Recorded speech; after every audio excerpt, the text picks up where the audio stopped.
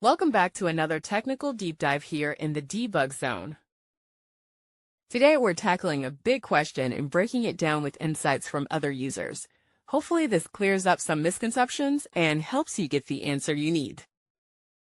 So buckle up, stay a little curious, and let's jump right in.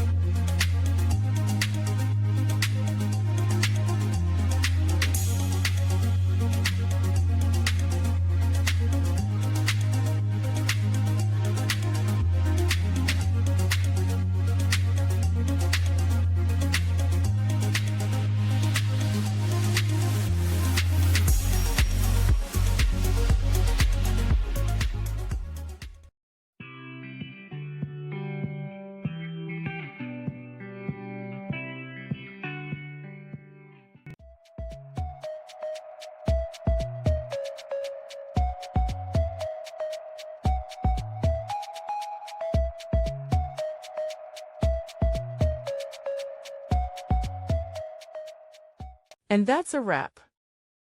I hope you found the answer you were looking for. If you did, take a second to hit that subscribe button. It really helps out. And let me know in the comments which solution worked best for you. See you next time in the debug zone.